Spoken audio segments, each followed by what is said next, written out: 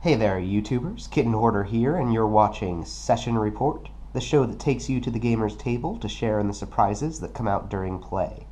And today I'm going to be playing a Time Stories scenario, A Prophecy of Dragons. This is the newest scenario released. The English release just came out. Actually, there is a newer scenario, but it is not widely available yet, called Under the Mask. I'm going to be playing Prophecy of Dragons, and I'm going to be doing a blind play of this, as I am doing with my Pandemic Legacy games. By the way, if you were watching the Pandemic Legacy playthrough, I have not forgotten about it. I've just been busy with other games. So, and I apologize for any strange sounds that you might hear during the recording. I'm getting over a pretty nasty cold or flu or something, some sort of a respiratory illness. Alright, so if you're not familiar at all with Time Stories, this is a narrative-driven game. So be aware that there are going to be spoilers if you care about that kind of thing. A lot of people with games like this and Pandemic Legacy really seem to think that if you hear any spoilers, if you hear anything about the game before you play it, it's completely ruined. I don't necessarily subscribe to that point of view. I think that, it's one thing to see the solution to the game, which you might see if you're watching this video, if you watch the entire thing. But seeing a little bit of the gameplay, I don't think is really going to hurt you. Especially if you're really on the fence about the Time Stories concept. So, if you've never played Time Stories at all, you might want to watch a few minutes of this, maybe skip around. Try not to spoil the whole thing for you, but you might get something out of this. If you've already completed this scenario, then I think you might enjoy also seeing somebody experience it completely fresh, because this is a completely blind playthrough, as I said. So, without further ado, I guess I'm going to break into the box. Alright, so if you're not familiar with the concept of Time Stories,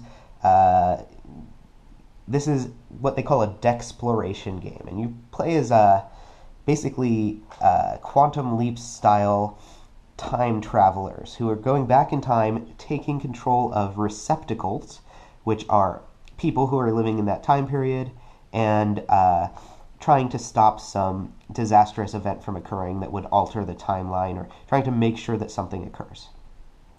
This, however, is set in an alternate timeline. That's what the AT stands for, in the year 7553.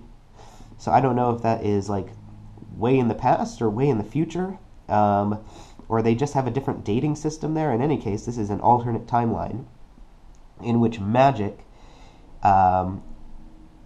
appeared in the world and has drastically altered the way that the world has turned out. And basically, I'm going to be opening up a deck of cards, and it's basically going to tell me what to do from there. There's a few rules that you sort of have to learn the first time you play, and then everything else required to play the scenario is in the cards. As you can see, this does not come with any rule book or anything like that. So, and it specifically says do not open before starting the game, and this mystery cards, which is a new thing, do not open until you're instructed to. So I'm just going to break open the first deck right now, and we'll get started. So Time Stories is typically a game for 4 players. Basically, in a normal Time Stories run, you're controlling 4 different receptacles. And this is a cooperative game, so you can play with fewer than 4 and share control of the 4 receptacles. I think there are various, depending on the scenario, different variants for if you're playing with 3 players, so that you don't have to share control of a 4th character, where you basically, they alter the difficulty a little bit. But it's much more balanced for playing with 4 receptacles, so you can play either 4 players, 2 players controlling 2 receptacles each, or 1 player controlling all 4 receptacles. And there are differing opinions on this. I personally am a fan of this style of play. I think that this type of game, really benefits from the sort of deeper immersion that you get from playing a game solitaire. But then there's also an aspect of some sort of hidden information.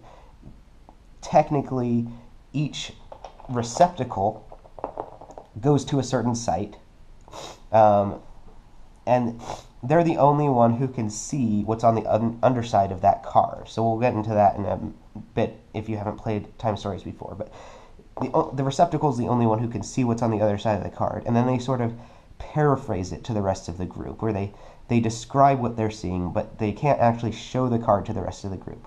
So there's an element that's built into the game of imperfect information that is definitely lost when you're playing solitaire. On the other hand, I think this element is pretty well lost when you're playing two players anyway and controlling two receptacles at a time. And after a few plays of the game, you're pretty much going to see all of the cards yourself anyway. So I don't think that, at least compared to two-player Time Stories, I think that solitaire Time Stories is actually a stronger experience based on what I've had. Okay, that is everything. Let's just get into the game. So, take off the spoiler card at the top of the deck, and we're going to set up the base, and the base will basically tell us what to do from there. So the deck goes here. These are my beacons from previous runs. If you haven't played Time Stories, you will find out about those when you finish your first game. And we'll set up the base and go from there. Ooh, this is new. One thing that I love about Time Stories are these tableaus. Basically, when you don't just have a number of cards that say card 1, card 2, card 3, etc.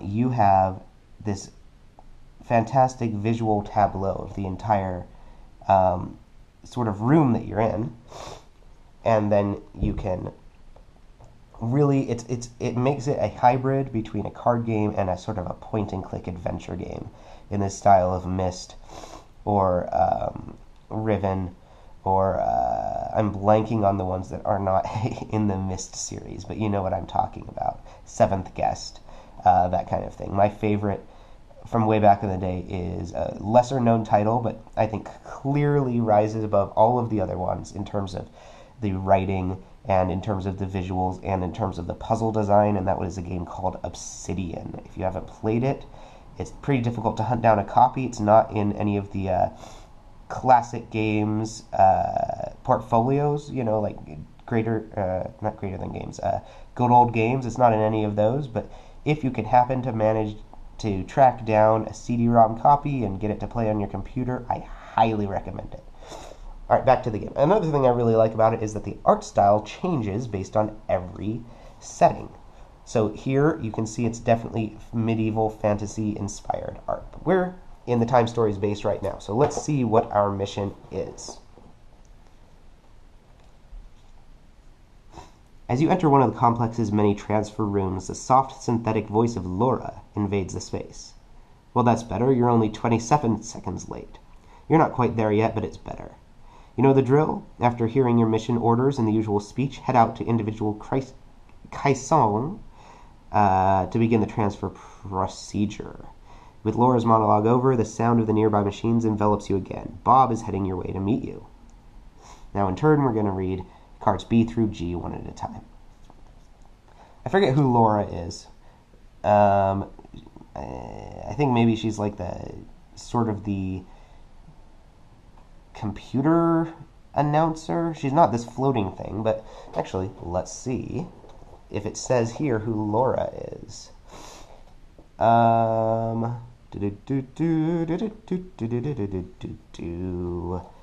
Anything in here about Laura or Bob?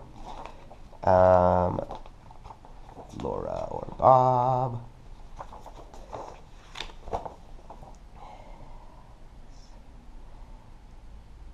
No. I'm sure there's a description of these characters somewhere, but I don't see it right now. Basically, though, Bob is like the commander. He's pretty no-nonsense, and he yells at you a lot. Laura is always getting mad at you for being late. And you only ever hear her voice, so I sort of envision her like the ship's computer from Star Trek. I may be completely off base there. And then there's this floating robot who tells you other things, and then there's the technicians who tell you things. It's pretty standard layout every time. And look, we're in space. I had not known that before. Very cool. Okay, Bob. Whoa, someone looks hungover. Partied a bit too hard in the red light last night? Heh. Anyway, your mission is simple. Foil the plans of the Scions by resealing a temporal vault. From your first class at the agency, that name, Scions, is the one you've heard the most often. The Scions are sworn enemies. For reasons unknown, always do the exact opposite of what the agency is planning. One of these bastards has been hiding in the body of Milyafin, the new king of Algeria, and is making him do pretty much whatever he wants, deeply changing the future of the planet. It's weird because this is an alternate history, but whatever. This is the first I've heard of these Scions. This is a sort of a developing story that you really only get snippets of it at the beginning and end of each mission, but there is sort of an overarching story to the game as well. Bob continues. Receptacles this time are natives, chosen for their involvement in the local guilds. The latter don't see eye to eye with the plans of the monarch hidden away in his castle. Some receptacles will allow you access to these guilds. A contact on location will inform you of the latest news on that front. I'll leave you with Sam. Try to do a good job this time. Sam appears by your side. Ah, what a pleasure to see you again. How do you like my new body? No matter. You'll be transferred to Algeria, a medieval-type city of technology level 2 located on the planet Leonias in the Riban 004 system. Huh, so this is another planet. That's interesting. Here are the statistics of your receptacles who are humanoid-shaped natives. They can have agility, combat, and magic statistics. Combat. Most enemies will bear this generic combat symbol. In this case, characters can participate in combat using any skills with a red background color as well as certain spells. Close combat. But if the close combat symbol is specified, then characters must have this same symbol to be able to engage in combat. Ranged weapons. For this mission, the bow represents ranged weapons. All of these weapons have the following abilities. You can shoot into a space other than your own. However, each space of distance cancels one hit from your result. So basically, if I'm here and I want to shoot into here, I would lose 2 hits. You ignore all skulls. So the skulls, basically, the red skulls, do damage to you if the number of red skulls on the dice and on the tokens down here exceeds your defense level. If you use your ranged weapon on an enemy present in the same space as you, the skulls do count normally.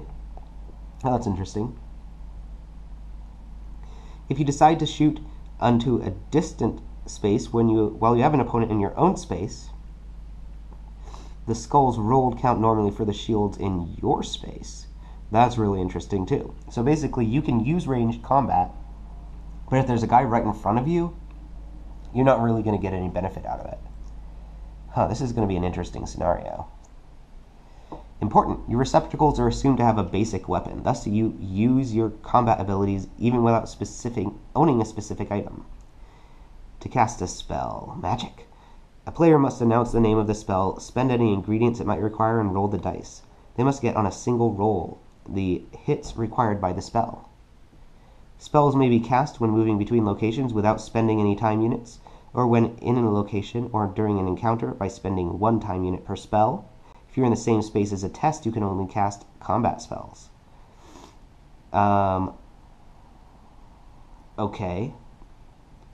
That's a little confusingly worded. I think they mean if you're in the same space as a combat test, you can only cast combat spells, but we'll see if a situation comes up where I might want to cast a non-combat spell in a space with a non-combat test. The magic of magic is that in combat you don't have to follow the usual left-to-right order. You can spend your successes on the shields of your choice. That's pretty cool. So normally you have this, like this enemy has 3 normal shields, 1 skull, and 1 time unit. After you've dealt your hits, you basically deal your hits starting from left to right. After you've dealt your hits, if they still have the skull and you rolled skulls, then you have to add those up, and if it exceeds your defense, you lose a life. In addition, if this is still here, you lose a time unit. However, if you use magic, you can get rid of the time unit first, and then you don't have to worry about that for the rest of the combat. That's pretty cool. Be careful, combat spells take the place of the use of a weapon, so you must take into account the skulls that can inflict damage on you depending on the nature of the opponent you're fighting. Okay. Tokens. Alright, gold is used as currency, Aquilaria, blue S, and Hegtes are ingredients required for magic. Wow. Okay, so I'm sure that this is much more pronounceable in French, which is where the language of origin of this game, but some of these names, man. Hagtes, I guess? Retreat. On this mission, you can retreat from an opponent with a lock symbol. This counts as a normal movement, but you don't turn your back to an opponent without consequences. Each agent who retreats loses 1 hit, or 1 life. So normally, if a card has a lock symbol on it, you cannot leave that card until the typically enemy has been defeated. Here you can, but you lose a life token for it. So that's pretty cool. Seems like this is going to be a pretty combat-heavy scenario. Laura takes over. Thank you, Sam, but keep it shorter next time. Good. Transfer in 3 minutes, so go get settled in your caisson. Final preparations, put the item cards on their space. So we're going to take all of the item cards without looking at them. That is very important. And wow, there are a lot of items in this one. My God, 60 items. I think the last one I played had 30-something items. That was the Marcy case. It had about 31 items total. This has 60. The 4 plan cards face up on their designated spaces, so this will tell me the map of the area that I am exploring. And what do you know? It is a parchment-style fantasy map. We've got the Market District, we've got the Dragon Inn, the Lost Woods over there, and the Castle Plaza, and then we've got an old dock up here in the top left corner. Trying to line these up so there are no seams. This is just a weird thing I do. It has no effect on gameplay, but I just like it better. Okay, so we don't quite know where we're starting on this one. It will probably tell us in a second, but basically in the typical time story scenario, I'm assuming this is the typical one until I hear otherwise, you can move in between any location, and it takes the same amount of time, and you roll a die to see how much time it takes. If the location was red, it takes longer when you move away from a red location. All right. Let's see where we're starting out. The group token starts on the Dragon Inn. The Dragon Inn. Very nice. Algaria, here we come. Time token is on 25. This is very important. This is basically how much time we have in the receptacles before we're sent back to the time agency. If we can't complete the mission in that amount of time, which typically you can't on the first run-through because you're still exploring, you have to start the whole thing again. But you can keep certain cards. And of course you keep your knowledge of what happens where, and so then you can figure out the path through the mission that gets you to a success within that time limit. It's pretty cool. And the 4 mission successful failed cards face down on their dedicated space. Well, mission successful failed cards. I think that would be in deck 2 then. This time no phonochrone problems before the transfer. It's been fixed and I can thus Okay. Each player chooses a receptacle. Don't forget to take their life points, gold, and ingredients, which you'll put on the card. Keep the icon reference card handy. Shuffle the encounter cards and place them... encounter cards. Place them face down on Codex 1. You must draw one each time the time captain's die shows either 1 or 3 time units. Determine the time captain.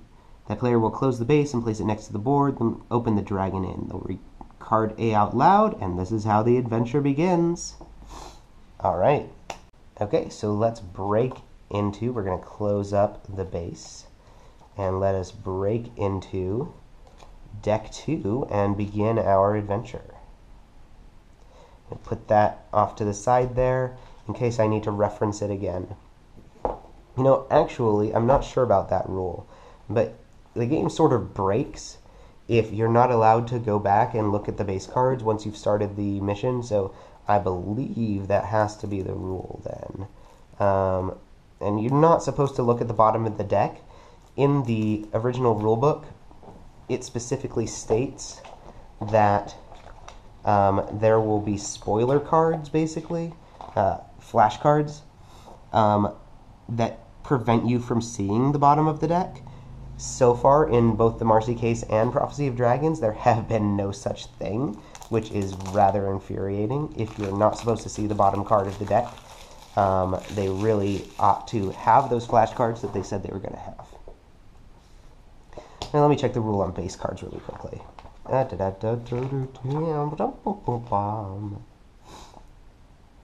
They're always kept next to the board. They are available throughout the game to allow confirmation of rule points. That is exactly what I had hoped. Okay, so get rid of this flashcard. That's on the top of the deck. It doesn't really do me any good. And we are going to go. These are the mission failed and mission success cards. Put those in, quote, their space, which is not ever indicated in the rulebook. So I just decided that's their space. And wow, there's a lot of different characters to choose from on this one. I'm happy about that. In Marcy case, which was the first expansion scenario, there were only four receptacles, which means, of course, one per character or one per player. Here we have 8. So you have a pretty good choice. All right, here's our icon reference. Where does that go again?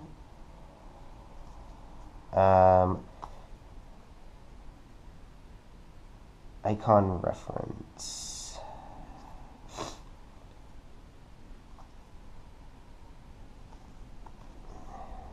Where did it say that?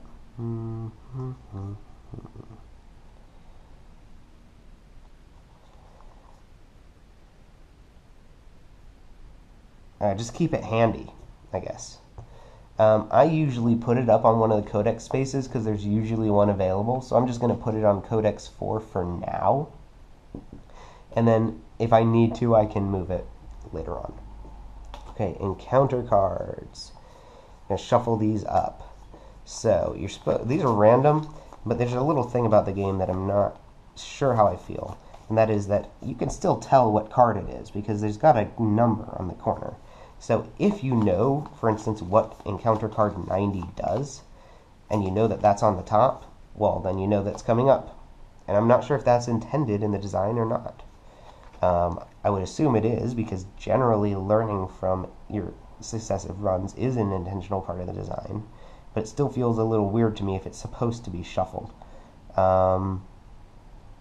Where do the encounter cards go? On Codex 1. Alright, encounter cards on Codex 1.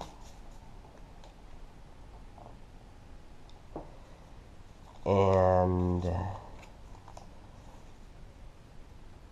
there's the base, and this is our Dexploration deck. It's actually very small, it seems. And we're going to begin in the Dragon Inn.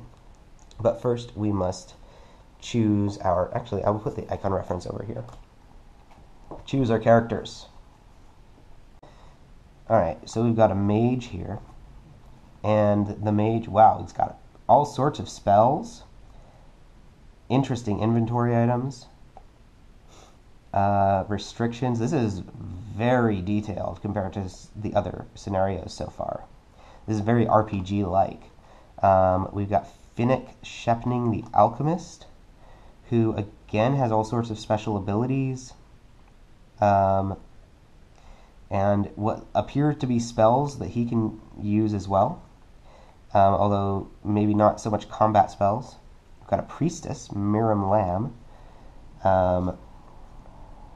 who has healing and combat spells. Wow, this is so cool. I'm excited. There's a thief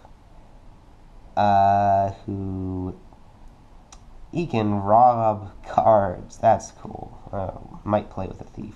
We have an assassin who can only wear a leather vest, and she has a sneak attack.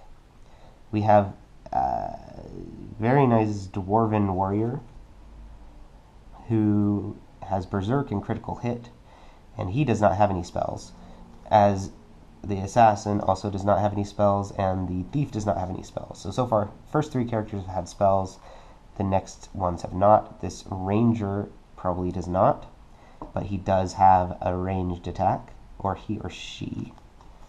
It's difficult to tell. I think that is a male elf. I think I see a beard. There's some facial hair there. And then we have a paladin, Elysiador,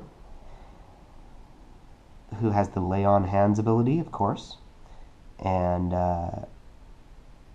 can reroll dice. Very nice. Okay, so for this first one, I think I'm going to go for, I definitely want the thief, I definitely want the mage, I believe I want the priestess, and we're going to go for a... Now, I could go for a ranger, or I could go for a warrior, or I could go for any of these, but I'm thinking, let's see, has the paladin got any good combat? Paladin's got decent combat. Ranger's got very nice combat. I forgot what the green stands for already. What is the green? Agility. Ranger has very high agility. The paladin has low agility. The warrior has very low agility, but he's got nice combat abilities. And I think I'm going to go for the ranger.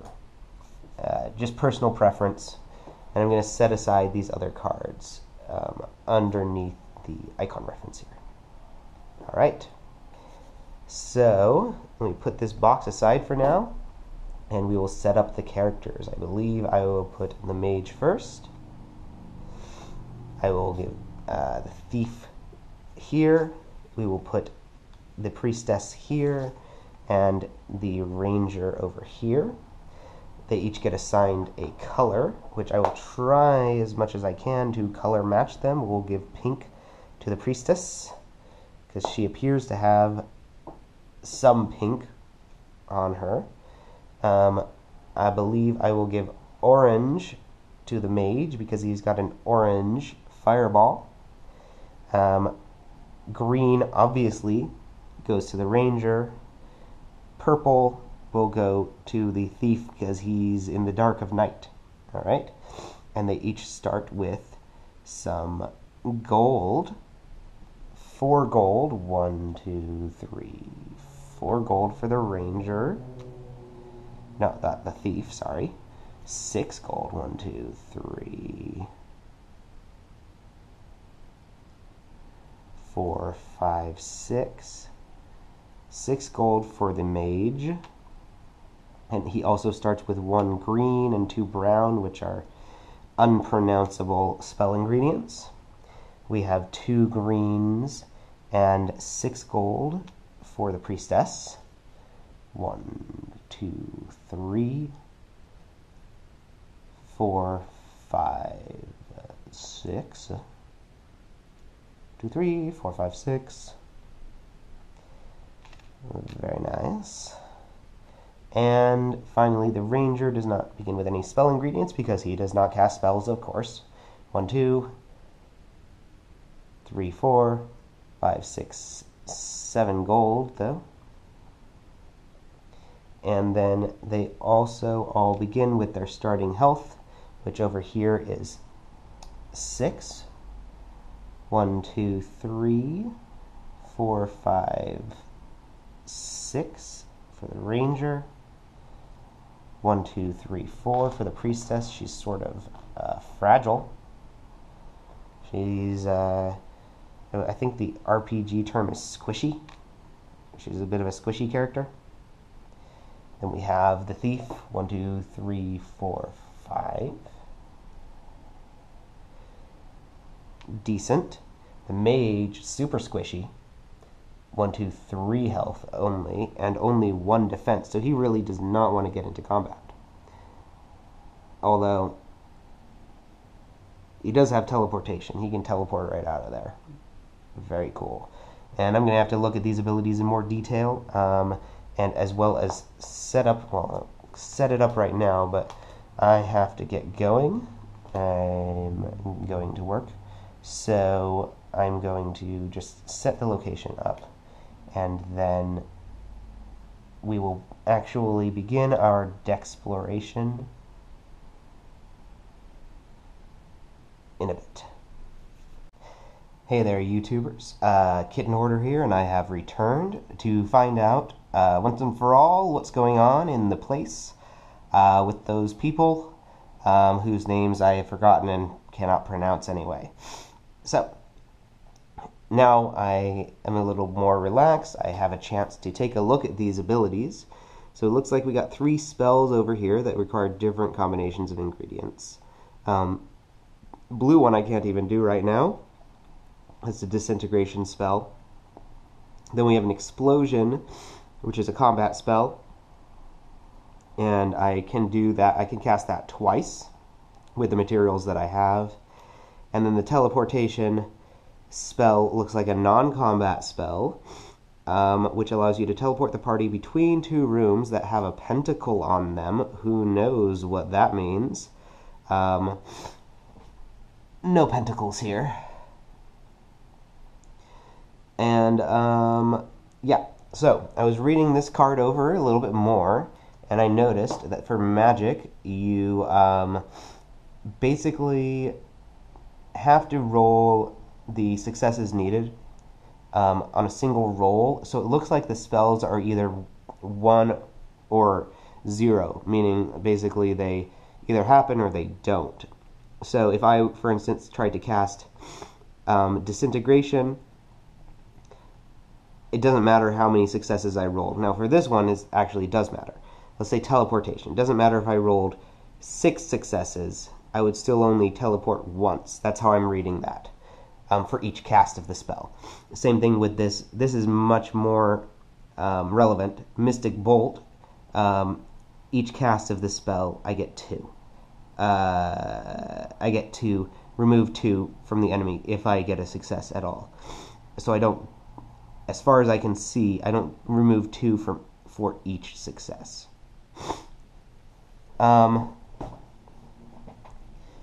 Which seems like, I'm not quite sure about how that is, but we will figure that out. Alright, so I was looking at Guillaume Erod, who is the thief, and it looks like he can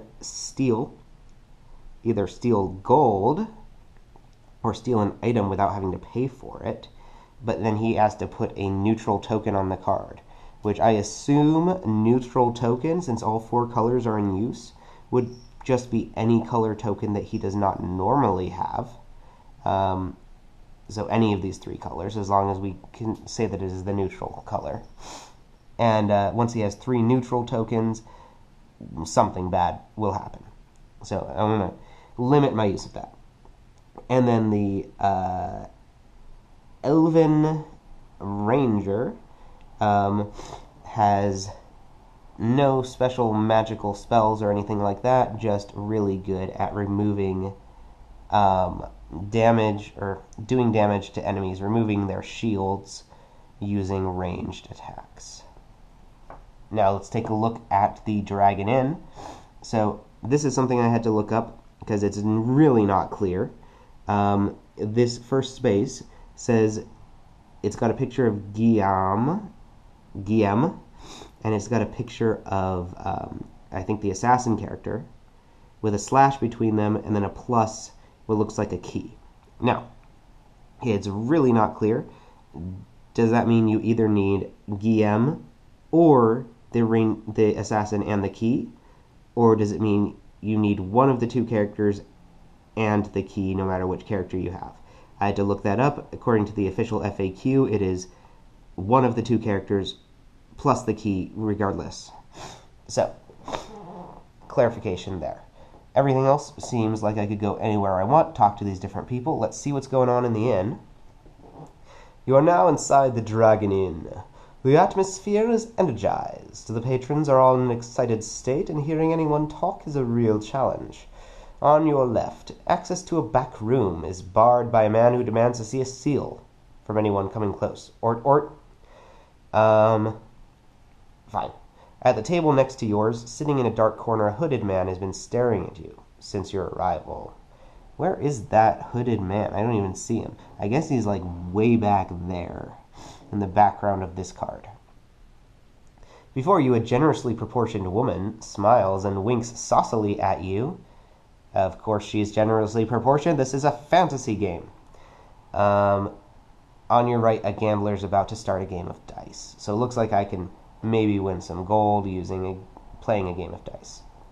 So generally how this works is the heroes now disperse and decide which card they want to go to based on their attributes, and of course, if I was playing with multiple people, based on what that player most wants to find out more about.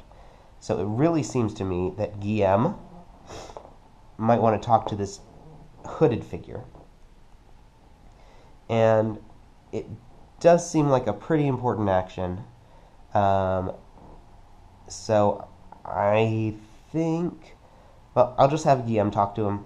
I will have the priestess is the pink one. I will have her go talk to the generously proportioned maiden, because I am not going to be drawn in by her wiles. And then the gambling. That sounds like I will send the Elven Ranger there. So we are left with one other character who has no place to go. So he will also go talk to the hooded figure. So then we will turn over the cards one by one. Let's start with this one.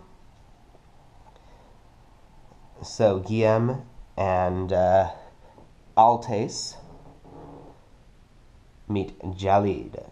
I am Jalid, your contact. Let's cut to the chase. The Algarian guards are attempting to find access to the castle, where the new king Miljefin resides. The only known passage seems to require 3 glyphs.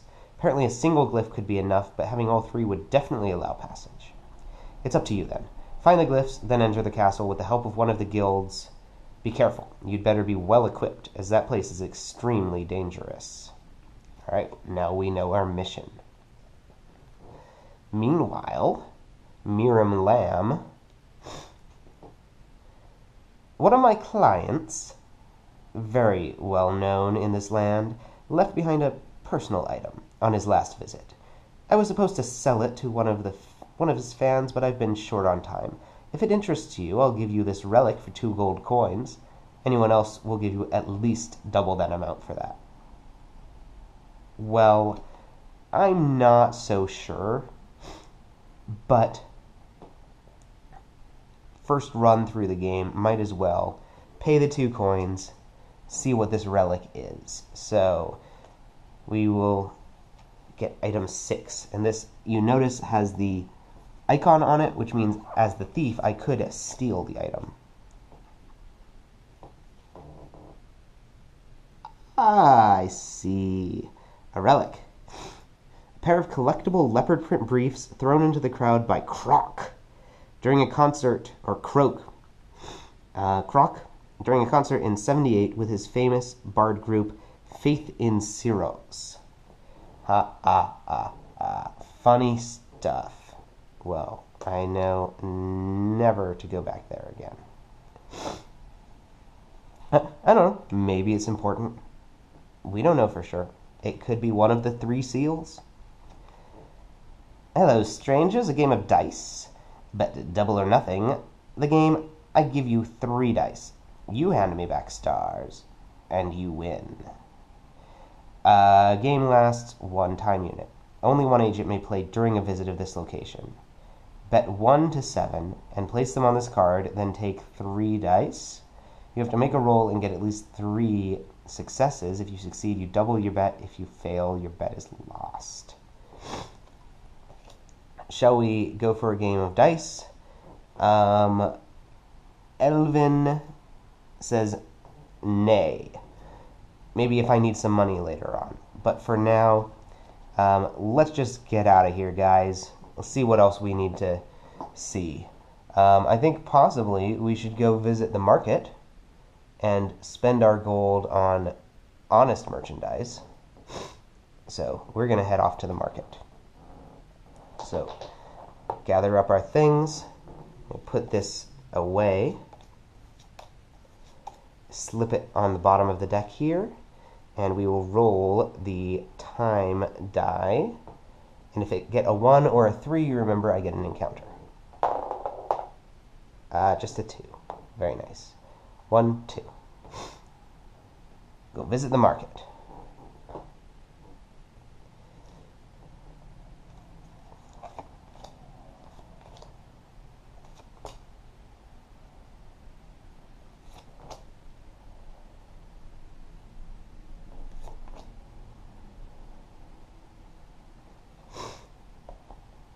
Okay, market. After having walked through the packed streets, you reach the market square. The smell of spices mixed with the scent of the stews served in front of narrow shacks for itinerants fills your nostrils with heady aromas. Many storefronts have been set up here and there, each with its own specialty. On your left, weapons and armors are displayed under a small sign. In the middle, a boutique displays stocked shelves of multicolored potions amidst aromatic plants. All the way to the right, a humanoid cat is proclaiming the merits of his scrolls and claiming to have the most varied assortment of items in the entire market. You know what? Anything with a humanoid cat, I have to see. So let's figure out where we want to go. So this middle space here, multicolored potions and aromatic plants. Only Miriam Lamb and the mage can go there, and they do need magic supplies. So I think both of those characters are going to head over there. Miriam Lamb and the mage. In terms of weapons and armor, now, are we considered to have a weapon at hand? I think that is the general rule, but just to clarify,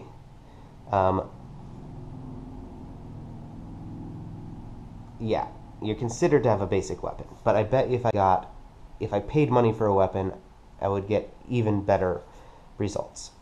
So who would most benefit from getting a weapon?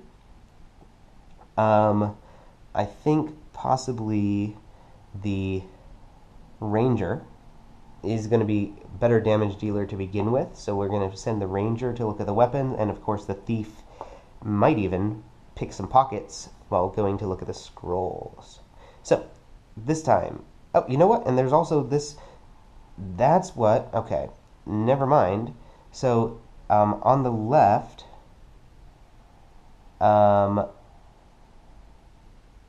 so it looks like on the left, weapons and armors are displayed. In the middle, we got multicolored potions and aromatic plants. So that's this space here. And then we have scrolls, and then we have the cat. So there's actually 4 spaces here. I think the scrolls would probably be of most interest to the mage. We're going to move everything over here because Miriam Lamb wants some magic ingredients. So let's take a look, and let's start with the ingredients. Enchanted brave adventurers, I'm Mazian, the apothecary, a simple artisan specializing in potions. Reveal items 22 to 29. 22 through 29, wow. You can purchase those that interest you by paying the gold cost indicated. Return the rest of the item deck. Wow, very nice. 22 to 20. That's why there's so many dang items in the deck. Jeez Louise. 22 through 29.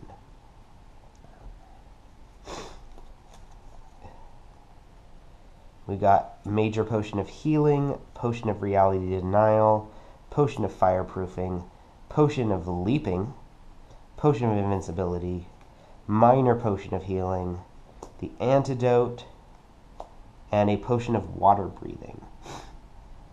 I do not know how much combat I'm going to be getting into in this game.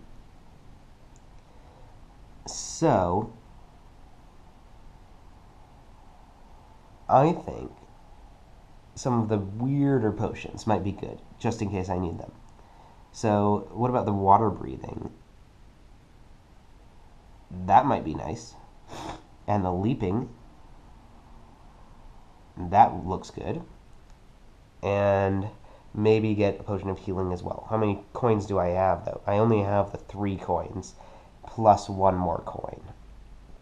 I could get another agent to give me some coins.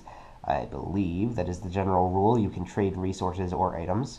Only if you're in the same space, though. So, Miriam Lamb, unfortunately, bought those awesome briefs, so does not have a lot of money right now, but we can always come back. Potion of Invincibility, Potion of Fireproofing. I think I'm going to go for the Potion of Leaping.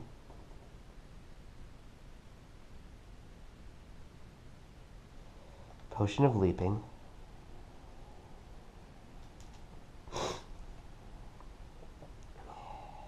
We will set that off to the side. And spend 1 coin and get the Potion of Minor Healing. Alright, we'll just set those 2 off to the side for now. And we will put back the other items that we do not particularly want.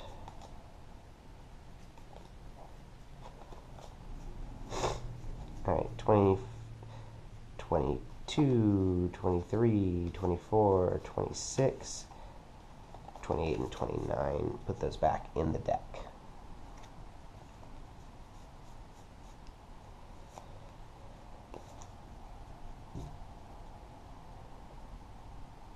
Thank you, sir.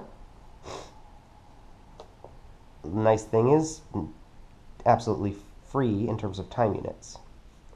Alright, let's check out the scrolls next.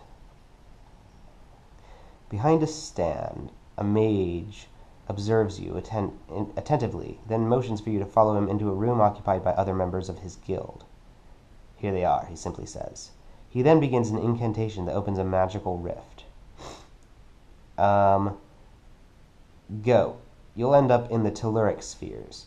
From there, you'll be able to reach the castle's basement. Watch out, for with fewer than 2 magicians, it's highly risky. You know what?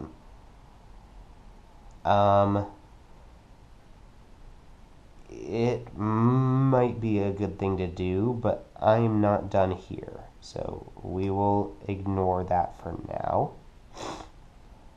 We're going to look at this card. Kitty! Welcome to the Scrolled Spell, the greatest store focused on scrolls and wondrous items. A spoil selves of noble strangers. That is not how you spell wondrous. Reveal items 30 to 40. You can purchase those that interest you, etc., etc. Wow. So much stuff in this game. Wow, wow, wow, wow, wow. This is a really, really cool story. I should probably have not just closed up the deck. Oh, cool stuff, yes! Grappling hook. We got a lantern. We got a crystal ball, which I could steal. Parchment of improved accuracy. Parchment of fireproofing. Fairy cage. Glyph medallion, which we need. We need those 3 glyphs. Fireball scroll. Scroll of stasis. We got a lockpicking kit. Now, as the thief, I only actually have 4 coins with me. So I can spend up to 4 coins, and I can additionally steal something. Man, that glyph medallion, I need 7 for that. Oh, man.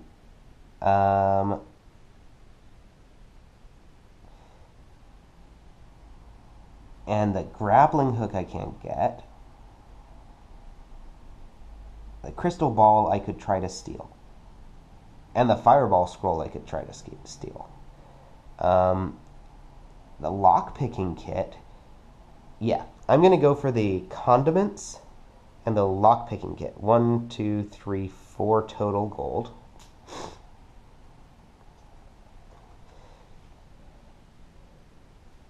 Because we're going to the castle at some point, we might visit the kitchens, and we can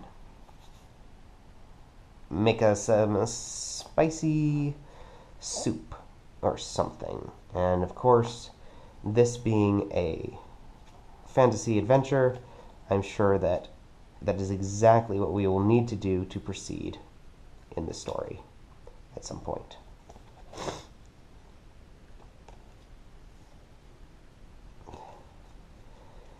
Very nice. And we will put back those cards. Oh! Well, wait a second. Was I going to try to steal something? I think I was. We will try to steal something as well.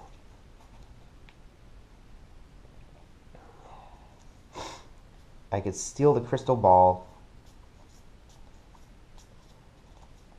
or the fireball scroll. I think the crystal ball sounds better.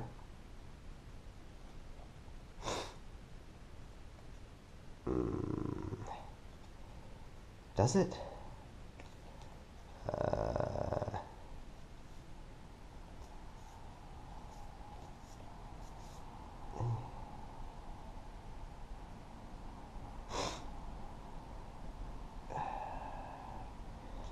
Crystal ball or fireball scroll.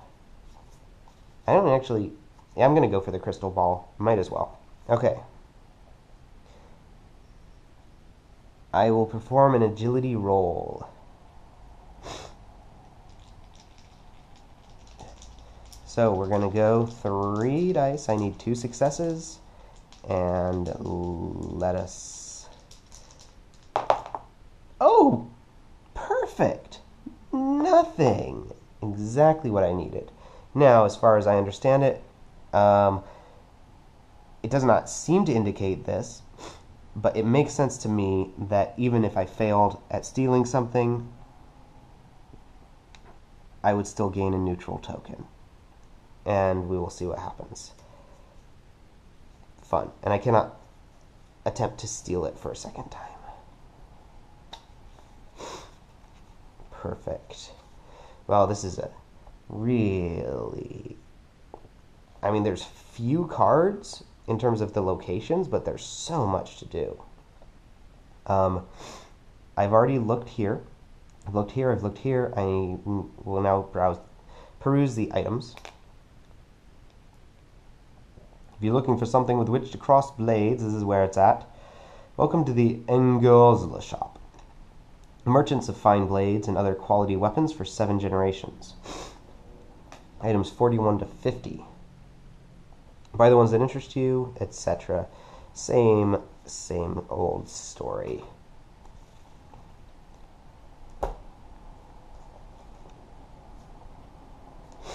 So who's here? This is the ranger. Elfin bow. Why would I not buy that? We got an elfin bow. We've got a crossbow here. How much gold do I have? I've got 7 gold. Elfin bow, I'm already know I'm going to buy that. So 1, 2, 3. Gotta have a bow if you're an elf. Sword of Wook. I could have stolen that. That'd be much better to steal. I cannot use a shield. I could use a buckler. It doesn't say I can't. And a leather vest, leather jacket, I assume is the same thing. It says you can wear only a leather vest, and you can't use a pavise. It does not say I can't use a buckler, and I assume leather jacket, leather vest are basically the same. and then a sword of Gorm. Alright. So the leather jacket would cost me 3. And I think I might give it to my thief. Or I could give him a hand crossbow.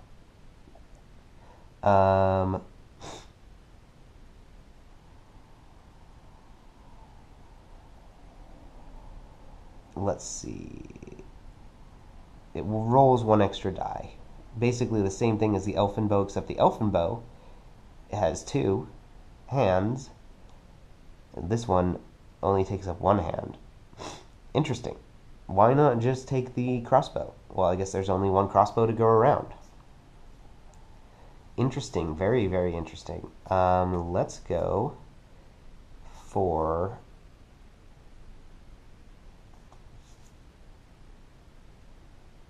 the thief. Also, the thief couldn't use a 2-handed weapon. Should I get a crossbow or should I get armor? I think I'm going to go for a crossbow for him. So we're going to spend the 3 gold on that as well. Very nice. We've outfitted ourselves at the market stalls and we are ready to move on. Potentially straight through the portal.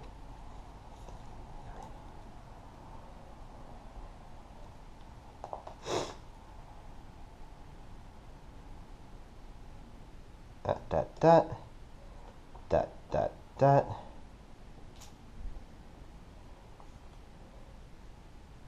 What is this? Grappling hook and lantern? I think I forgot to put those back.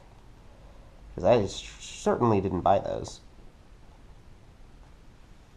Okay. Items 39 and 40.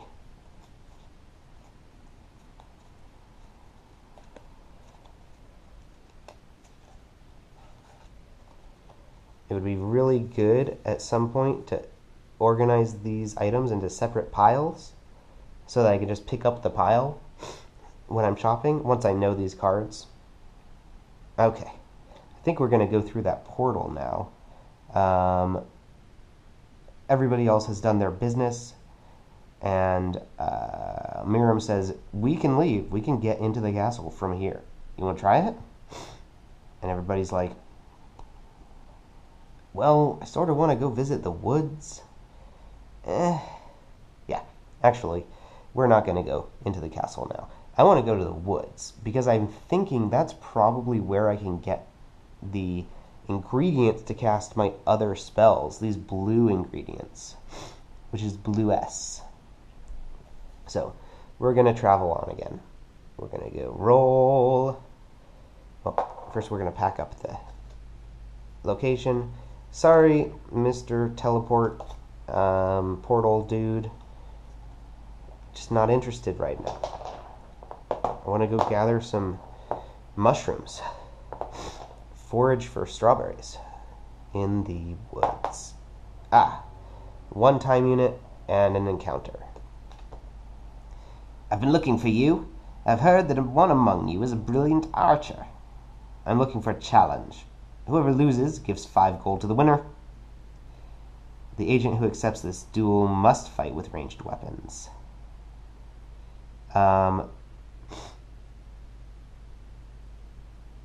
In all cases, the health lost during the combat are healed once it's over. Okay, very nice. So we will have this encounter with this archery person. Probably was talking about this guy when she said that she knew that there was a very powerful ranged dude among our party. Anyway, I'm going to take a short break. I'm going to have this competition when we come back. Okay, strange lady. Elven Gallionier will accept your challenge. He has already equipped his elfin bow, which takes up 2 hands and gives him +1 to his ranged attack. We must fight with ranged weapons, and we will go. So setting up 2 here and 2 here. Basically, we're all standing here, but only Elvin will fight. let's go. 1. I'm assuming it still costs you 1 time unit to fight. 1, 2, 3, 4. And if I remove at least 4 shields, they lose an extra shield because I got a critical shot. Oh my god. Well, that was horrible.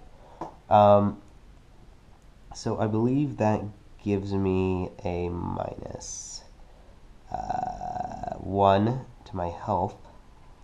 I sort of want to remind myself what was special about combat in this one.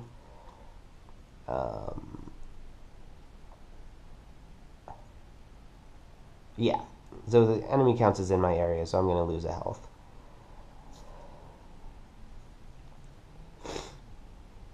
Ooh, that was not a good roll. I did nothing. Did nothing. We're going to use another time unit to shoot again. Come on, lady. I just wanted to move on.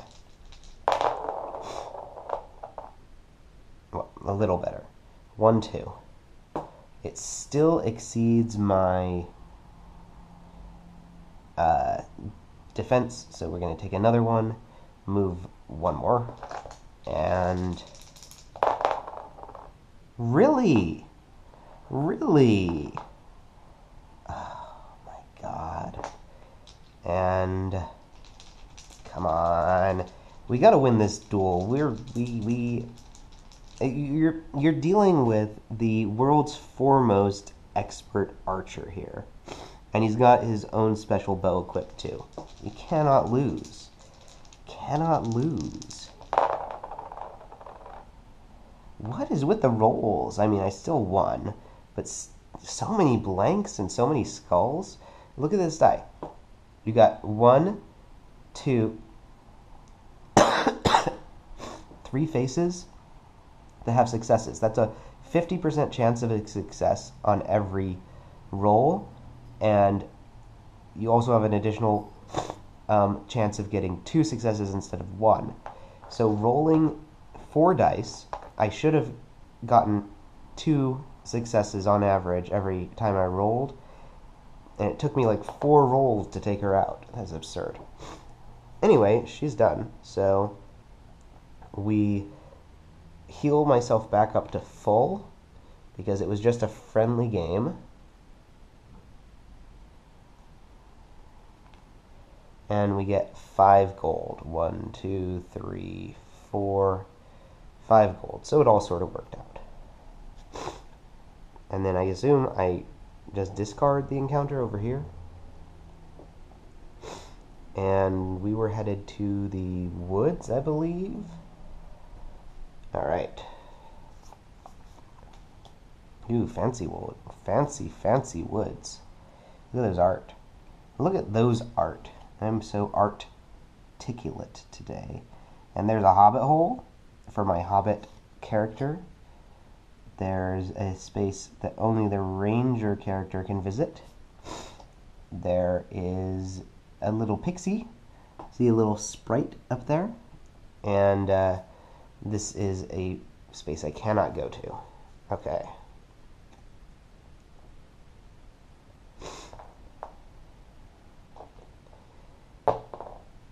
So we will set this up in a minute.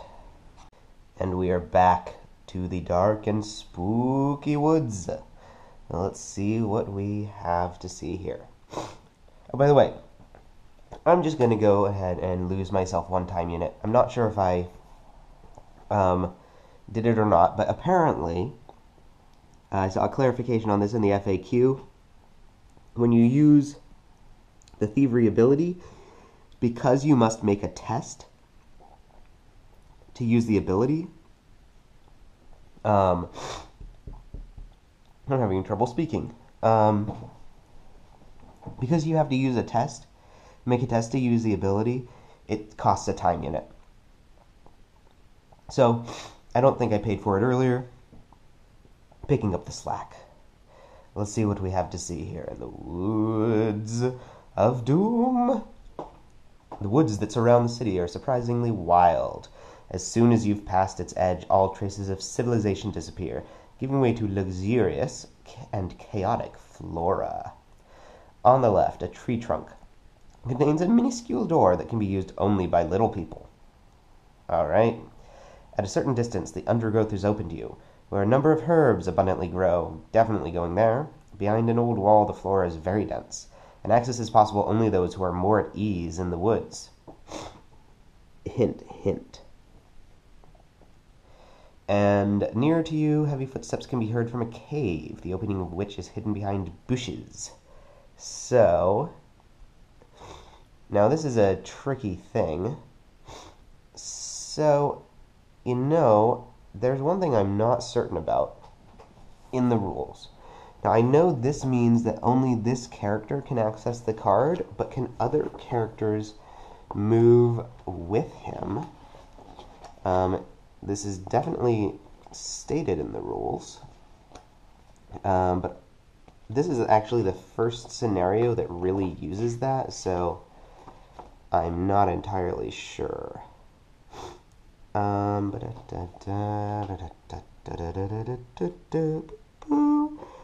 the receptacles indicated can visit this card. Very good. Very, very good. Okay. So, I'm a little uncertain here. I know that Miriam Lamb and Altace the Elder are going to go try and pick some herbs. I know that the ranger is going to go here. Now, I hear heavy footsteps in the cave. I'm thinking troll, perhaps? And I'm not sure if I want to send somebody to deal with the troll all by himself. But, you know what? There's also a pixie up there. Maybe I can go say hi to the pixie. We will see. Alright, where are we going to start? Let's start with picking some herbs. This undergrowth is a real botanical garden. All you have to do is kneel and find ingredients dear to magicians. However, a bit of luck and agility is required for the harvest to be plentiful enough. You can find herbs as long as you're looking for them. All agents present on the space can make a, what is that? Agility roll during one-time unit. All the successes obtained are totaled, and you recover herbs of your choice according to the following chart. Well, that's good, because we need some blue herbs.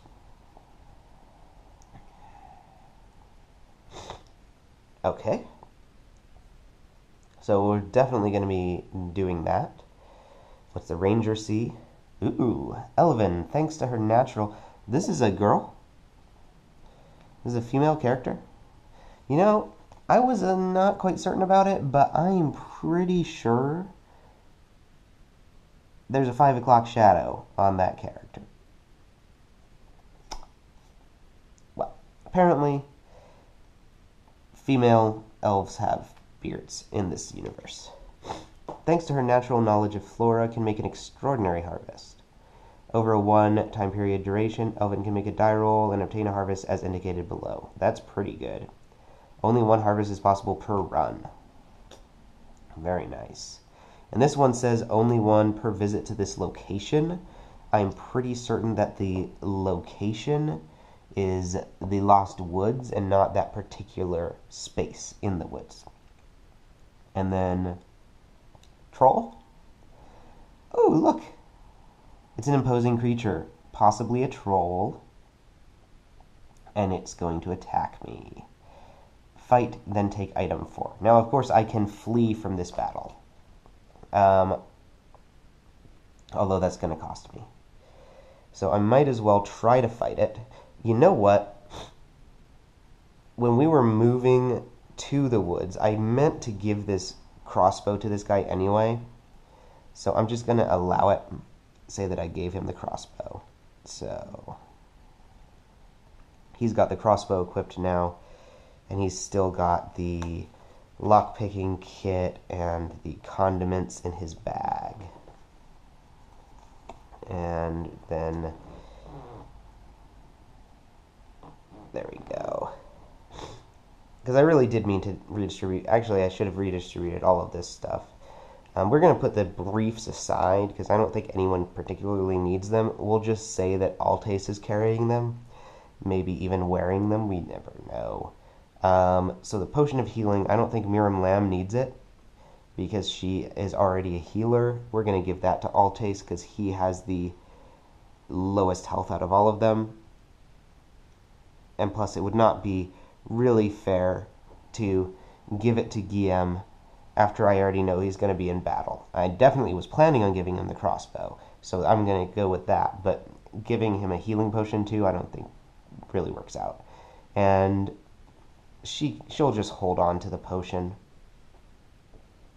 Actually, I would just keep those like that. There we go. Okay, so we're going to have to fight one time unit. First, for one time unit, I believe that Elvin, before she goes and picks flowers, is going to shoot at the troll. Oh, I gotta set up the troll.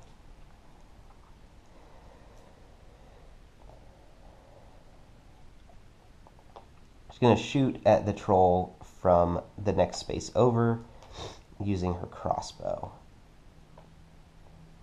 And hopefully roll at least 4 successes so that she could remove an additional shield with a critical hit. Okay, so 1, 2, 3 plus 1 for the bow.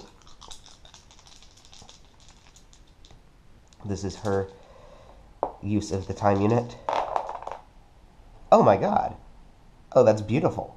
1, 2, 3, 4, 5. 1, 2, 3, 4, 5 plus an additional 1. That is perfect. That was beautiful. Making up for all those bad rolls earlier on. Finally, Elvin can hit something. Then we're going to go for Guillaume, who is going to also roll 4. What is going on here? 1, 2, 3, 4, 5, 6. I don't know what this is doing here. Alright, Guillaume is going to roll 4 because he's got a crossbow. No, he's going to roll 3 because he only has 3 to begin with.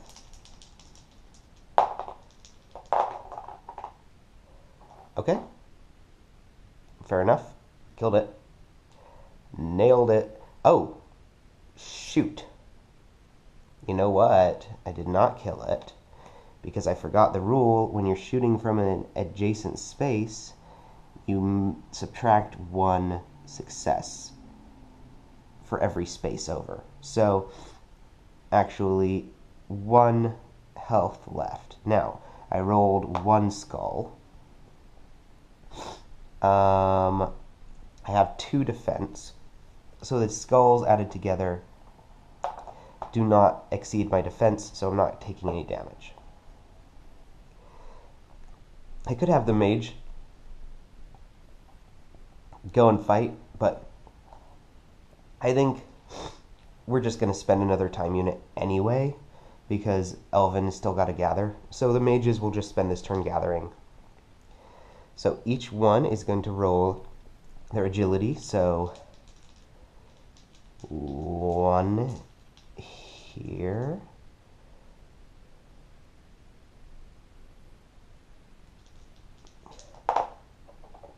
Ooh, yes. 2 successes and 3 for Miram. Oh my goodness, yes. 6 successes total, and we can harvest. So I definitely want to get some bluets.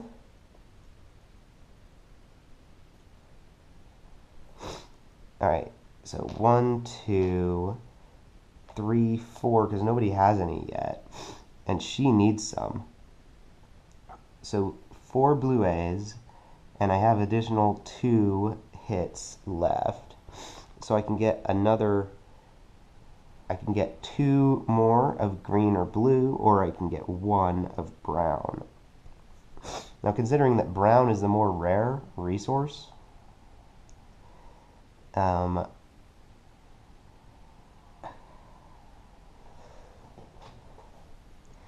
let's see. Brown is the more powerful one for the mage, but she doesn't even use it. So the mage for combat is going to need blue. She also needs blue for combat. Excuse me. We're just going to get 2 more blues. There we go. Alright, so she will take 4 of those. No, she will take 3 of those. The mage will take 2 of those.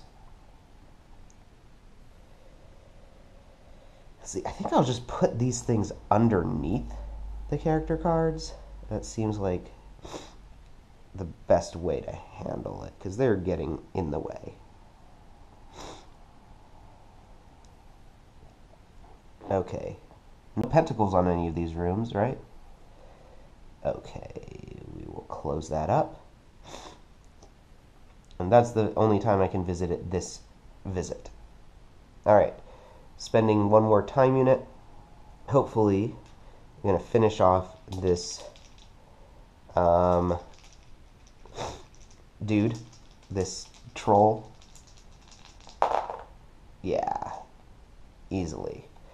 That was Guillaume, by the way.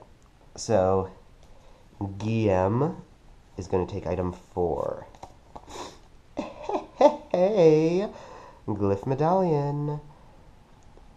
Alright. Very nice. Alright. Let's just... Let's just set that there. There we go. I guess we got a little space. We'll have a couple of rows here. There we go. Okay, and the enemy is defeated, so I set the card aside for the remainder of the run. Just going to set it aside up here.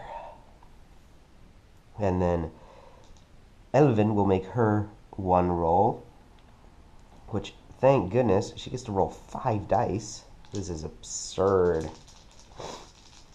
And we'll see what happens. Very nice. Very, very nice.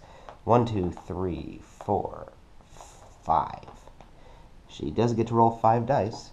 1, 2, 3, 4, 5. That is 4 or more successes, which means we get 1 green, 2 blues, and 2 browns. Yes. Charlie Browns. Very good. We'll just set that aside because I can't go back to it this run. Okay. What is this Woods F space? Nobody knows. Can't visit it right now.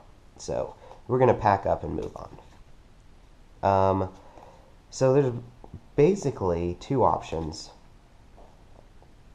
I could, because I have the wizardy characters, they said 2 magic users are recommended, I could just go back to the market and warp in to the castle. And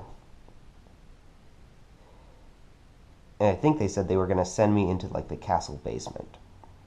Or I could visit the dock or the plaza and try and get more of these medallions. Because they said 3 were recommended.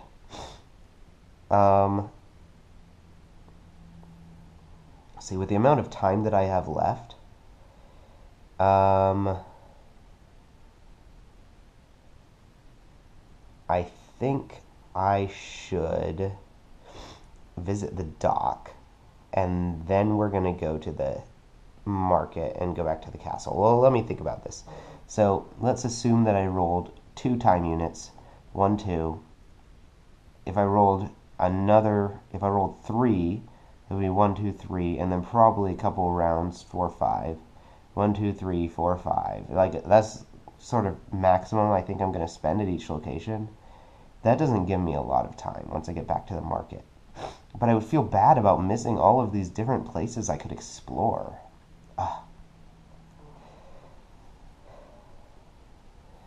tough. It's tough stuff. Yeah, we'll go see what's at the docks. We'll take a look. And roll.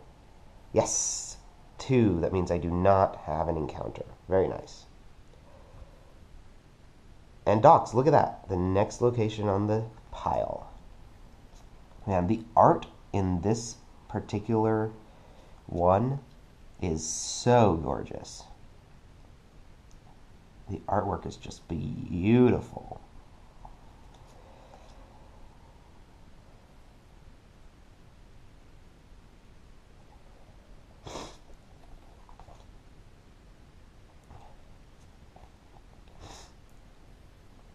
All right, let's see here.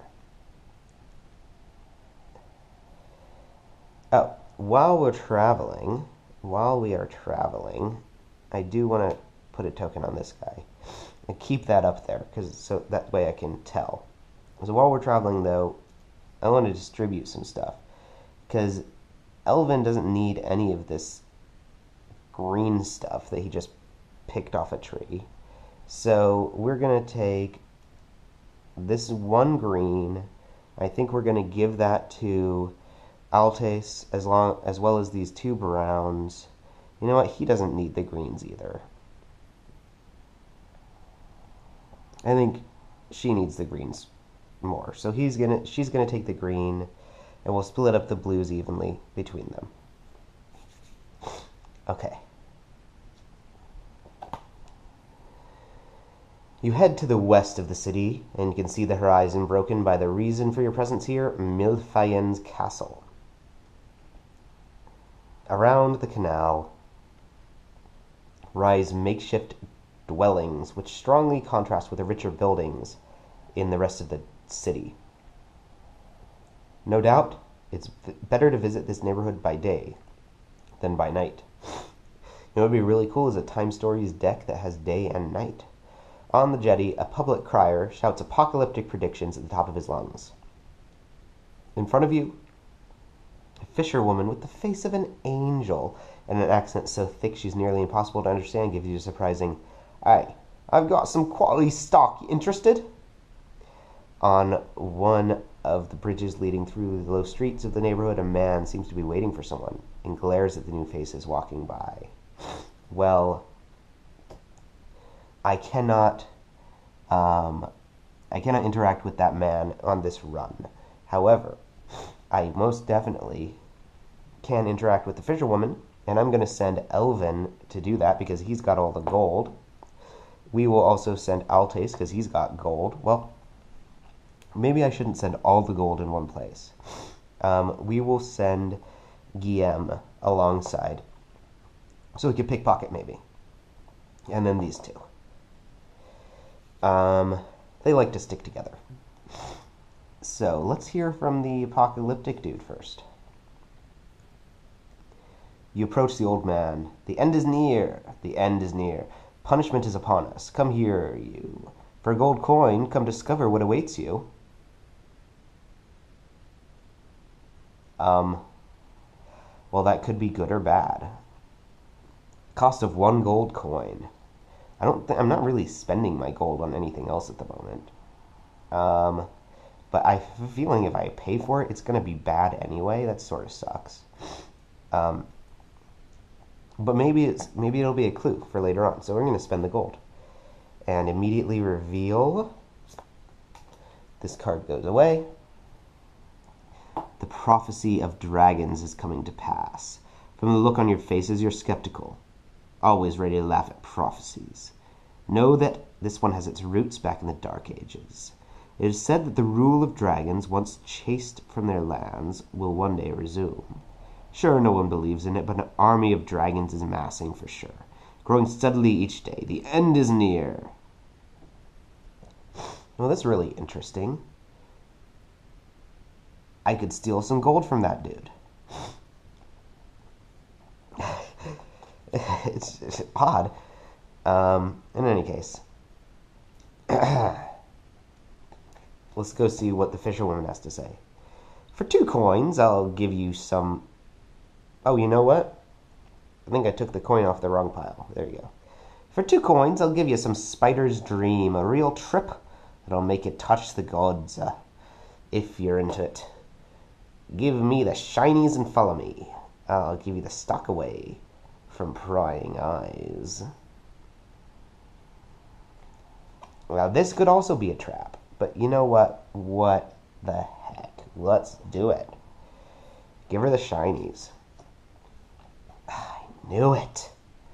You follow the girl to a nearby alleyway before finally seeing her flee as fast as she can behind a row of armed men. Before scampering off at full speed, the traitor shouts at you. No dope, but some blades. Does it work for you? Ha ha! Alright, here we are. We have skulls galore. This is actually a really easy battle. The Marcy case, I guess, sort of spoiled me for combat because the combat on that game was tough. Very, very tough combat in Marcy case. This was much easier. Alright, so we're going to have to spend a time unit to fight. 1, and we will begin with Elvin, because he's a pretty good fighter. Got 4 dice. Very, very nice. 1, 2, 3, 4, and I got a critical hit, so that is 5. These guys are practically dead.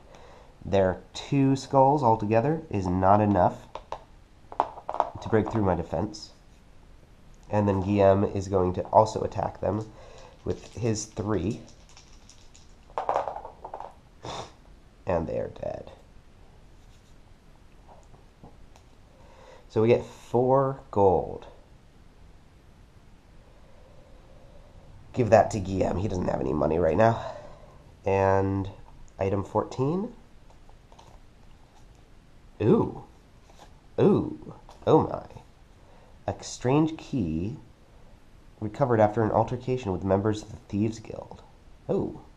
Actually, I could go back to the Dragon Inn and see what's in that shadowy corner.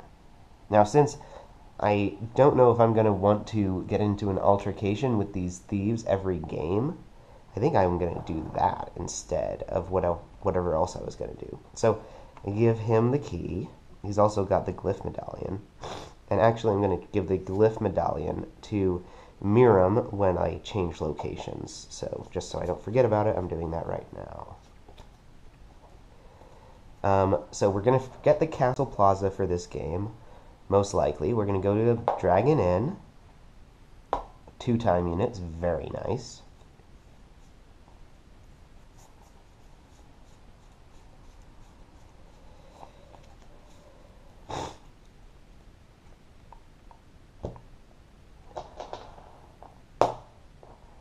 And get that set back up. I don't know what I was doing there. It was in the entirely wrong place. Okay. All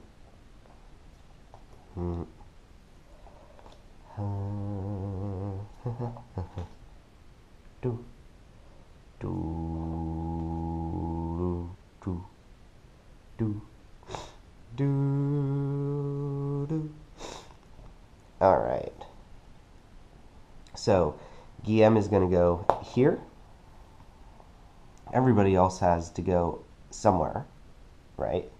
I know that the busty lady has nothing worthwhile for me. I forgot what the shadowy dude has. So maybe, I think he might have something worth money, so maybe I should send somebody with gold. I'll send Alsace over there. And the other 2 will go gambling. Alright. First of all, I'm going to see what the shadowy dude has to say. Oh yeah, he was my contract. He gave me the details. Alright. And the gambling game. I will probably stay and gamble, get some money. But first, let's see what's over here. Oh, good. You found your key. It's the rules. No key, no access to the guild. A man posted in front of a door explains to you as he hurries to open it. You descend down a long stairway, then walk through a maze of tunnels before finally reaching a majestic room. Once inside, a silhouette with his back to you waits for silence to fall. Finally. I hope you found the right recruits to reach Miliafin. And you, when you're ready, follow this guide under the inn. But be careful. Access to the castle is delicate and requires glyphs. Take item number 11. Glyphs.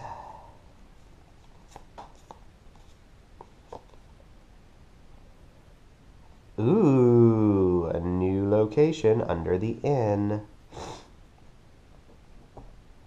So I can move this, replaces this for now. Our map has been updated. Oh, I am at the Dragon Inn. So I could go under the inn right now. I could first go back to the market where I believe I saw a glyph for sale.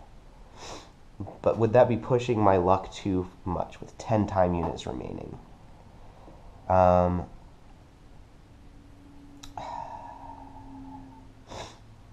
Let me think about this. Moving away from under the inn is going to cost me extra. I do already have a medallion.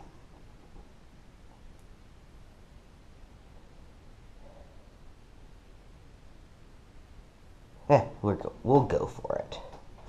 We're going to go under the inn right now. So no gambling for me. Okay. Move. Darn.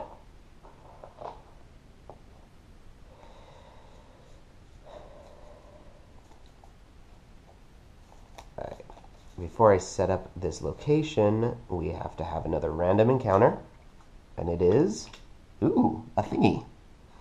A familiar becomes affectionate toward you. It doesn't have any special power other than on a regular basis spitting out blue S. Ha! That is hilarious. Unfortunately, it's not very helpful at this point, but that's funny. So basically every 5 time units, he's going to split out some more blue S for me. That's hilarious. Okay. Over to this location.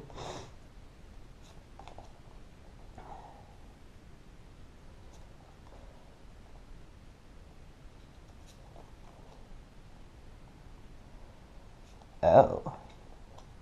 Yes. Look at this. So, I believe this is probably going to be set up similar to the river in Marcy case. So let's see. You end up in a large cave. It's up to you now. The tunnel to the castle is somewhere there in the back. Your guide tells you before turning tail and leaving. Many paths dive into darkness. Yeah, lockpicking kit will be useful here.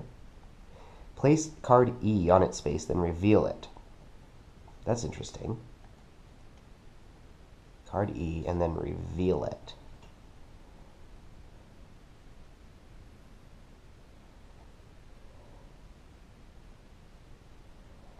Okay. There's some weird stuff going on there. Shuffle the other cards. Choose a path. In order, you must successfully pass the given test. That is really cool. This is such a good expansion. This is really, really fun.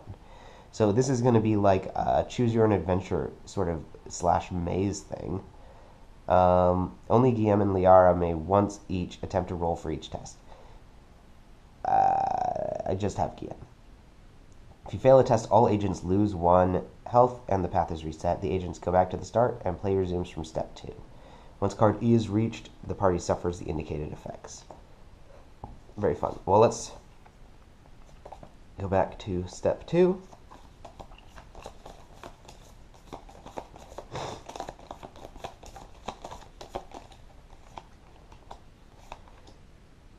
and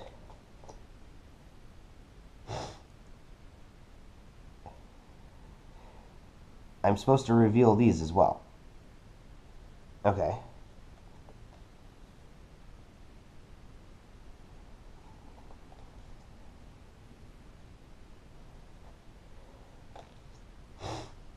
Interesting.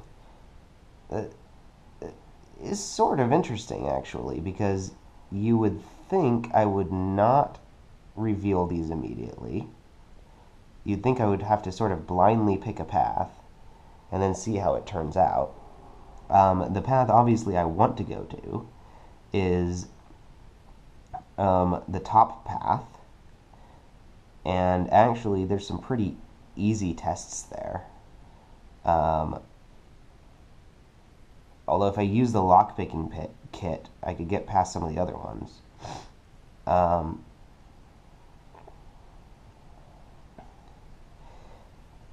So I assume we have to sort of go like this. Alright. And I'm assuming because I'm taking tests, it doesn't say that I'm actually moving from these locations. So I think the intended meaning is that I just spend the time unit to make the test. So I'm going to do that. Alright, so I am using the middle path here. What is the lockpicking kit again?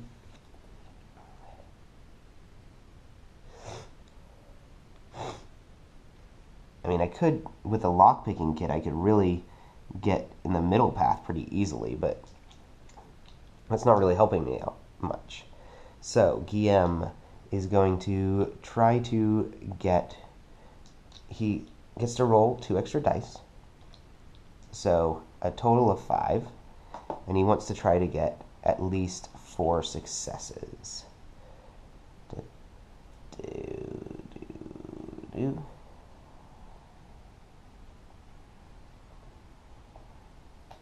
I guess I don't really need to put the shields out. Okay.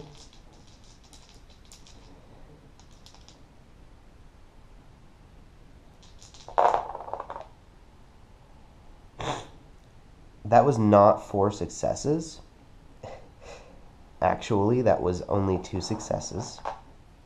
Just so you know. Alright, we're going to reset the path then. Going back to step 2. Whoa! There's a giant eel thing in there. That is so cool. The art in here is so good. Okay. So everybody loses 1 health. 1. 1. And 1. Fortunately. And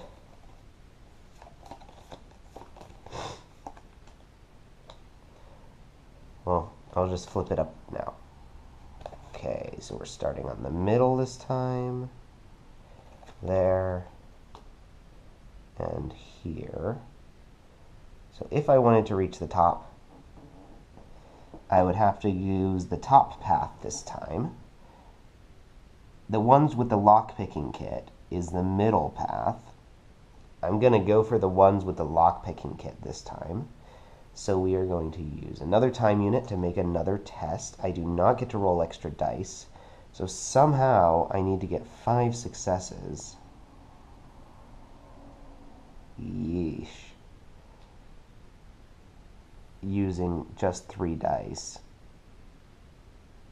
How am I going to do that?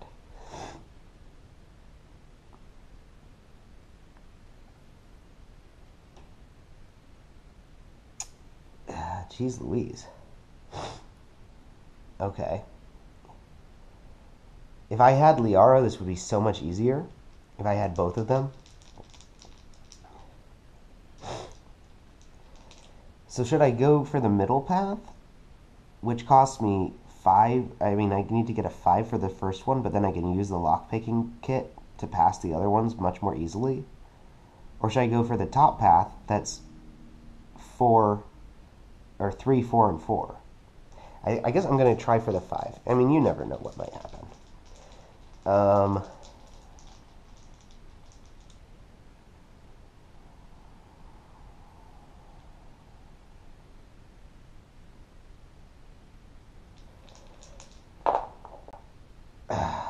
That was not what I wanted to happen.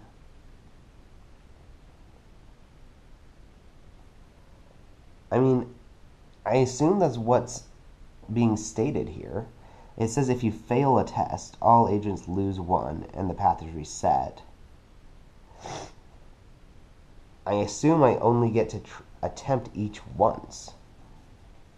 Yeah. So without Liara here, this is actually really difficult. I'm not sure if I should stay and do it again. I think I could just leave this location. It's that same first card again. And essentially the same choices again. So I think I can just leave. And I think I should. I should go for the one with the magic users instead. Okay, I don't think I'm making it through here alive. So we're going to cut our losses, go back to the market, and warp in. Probably not going to make it through before the time runs out, but what can you do? So we're going to pack this up.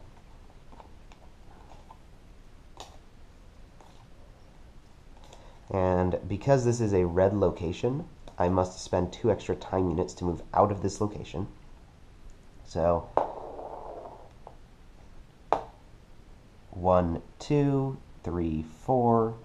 This blue A goes here, blue S. And we're going back to the market. Oh man, this is rough. I don't know, actually.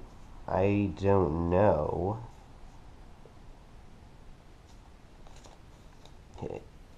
Very little I can actually do in this amount of time. But we will at least make an attempt.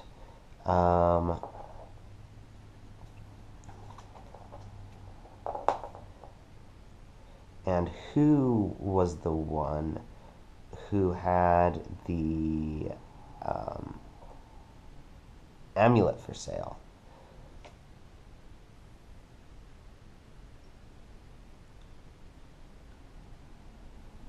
Okay, I believe the cat was the one who had that for sale. So who has money? Who has gold? We're going to redistribute our gold before we enter this location. Let's give it to Guillaume. So he has at least 7. 1, 2, 3, 4, 5, 6, 7, 8, 9, 10. Let's give him 10 to start with.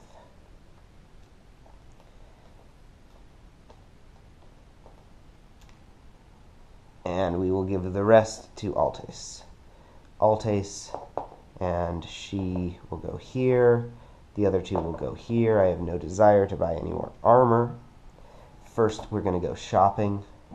Items 30 to 40.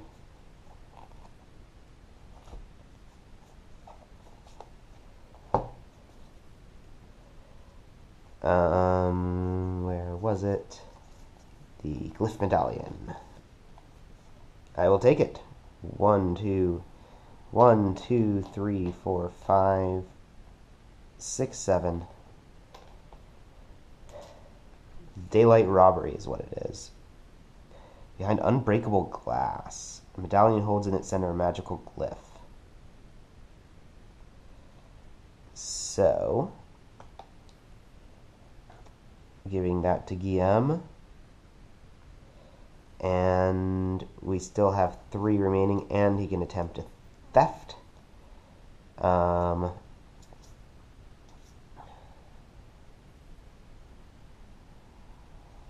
man, this would have been nice to have down there.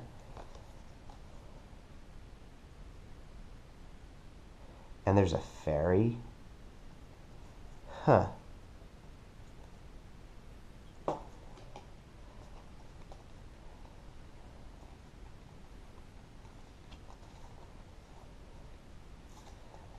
Let's see. I might want to cross a chasm.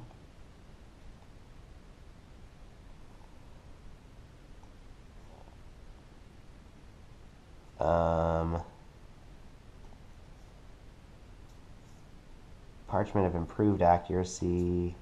Parchment of fireproofing.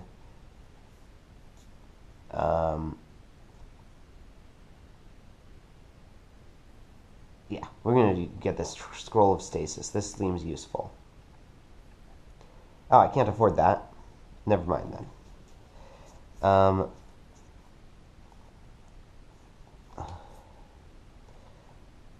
Well, we're going to attempt to steal the fireball. No, can't afford the time. We're just going to buy a lantern. You can never go wrong with a lantern. And the other cards in as close to order as I can get them. Go back in the deck. Thank you, Mr. Miyagi. And let's teleport. No roll. Yes. Immediately open location 6. Yes. We're gonna go and open location 6. Location 6 or bust. That's my motto.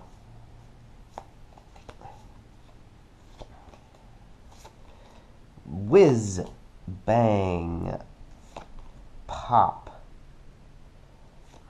Wow. This is a really bad place. Huh.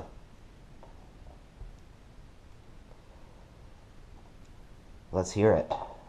You are now in limbo, as if thrown into an endless fall, where space, time, and gravity have come apart. Then suddenly each of you is frozen, surrounded by multicolored shapes. Piercing pain begins to grow in a corner of your head, then becomes stronger, and spills over your entire body. Each agent must place themselves on a different space. Then check the card. Any agents who cannot use magic are immobilized until someone else comes to rescue them, and lose 1 heart for each time unit spent. Once all Limbo's magical flux has been dissipated, take item 9. Okay? Everybody goes to a space. Let's see. Altes is going to go to this space, which looks like the nicest one because he has the lowest health. You know what? I'm going to use my potion of healing, by the way.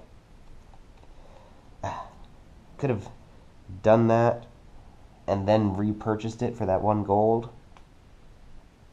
Anyway, he's going to go there. I think that's an instant use because I don't have to make a test. So, and we're going to do Miram Lamb there, here. Let's go. We'll start here. A magical test. You've seen worse.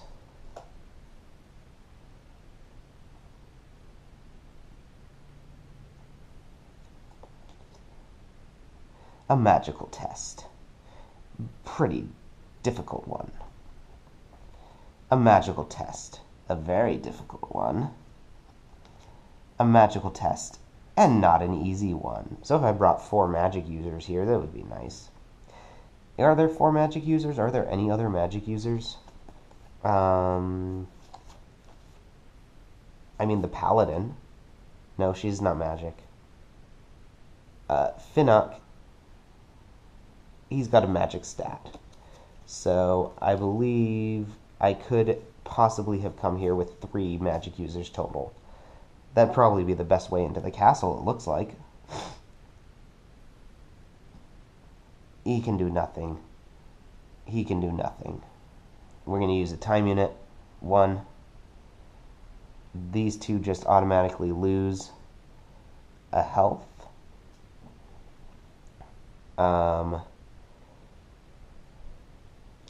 Altes is going to very easily dispel the test.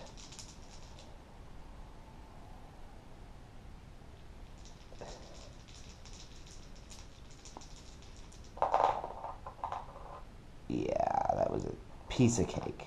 So the test is dealt with. In the meantime, Miram Lamb is going to attempt this test. which leaves one remaining shield. She takes no damage. So these two can't do anything. One more time unit is spent. He's going to go here. We're going to run out of time anyway. But Miran Lamb completes her test. Elvin loses another time unit. And he was just moving. He can't do anything right now. Loses another one, and finally, let's go. Alright, so basically we're not getting out of this before time runs out. So we're just going to read the mission end card. Mission failure. Time units.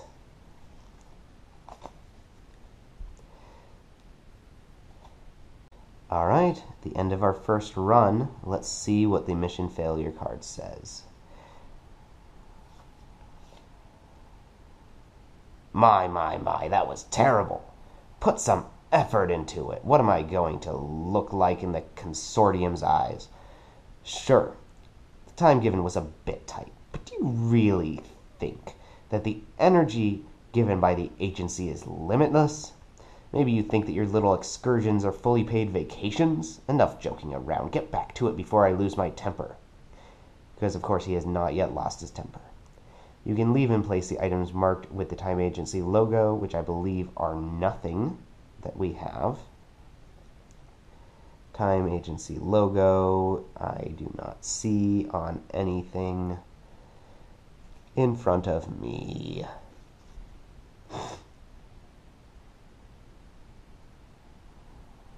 And completely reset the rest of the game. Reread cards F and G from the base, follow Lara's instructions, and get back into it one more time. Important detail, you can now begin from the location of your choice. Okay. Oh, there's 2 mission successful cards. That's interesting. Well, everybody, I hope you enjoyed watching my first run of A Prophecy of Dragons. I am probably not going to do another recording because I think that would verge a little bit too much on spoiler territory. But for those of you who were sort of on the fence in this game, I hope that this was entertaining and convinced you definitely this is something worth getting. This expansion is amazing so far. This is incredibly fun. Now, is it worth the price tag, which is like $20-something for a deck of cards? I don't know. I know that I've barely scratched the surface of it. And what I've seen so far is very entertaining. The art is beautiful. There's a lot of new mechanics being introduced, and it's, yeah, I would say this one for sure is worth it. Marcy Case, only if you really like the theme. And I'm not going to spoil the theme for you. But, so I would say do not get Marcy Case right away. Go out and get Prophecy of Dragons if you have no expansions yet. And then think about Marcy Case. But that is all beside the point. We've reached the end of our adventure, and we, of course, will start back from the beginning chapter, but until then, that's all she wrote.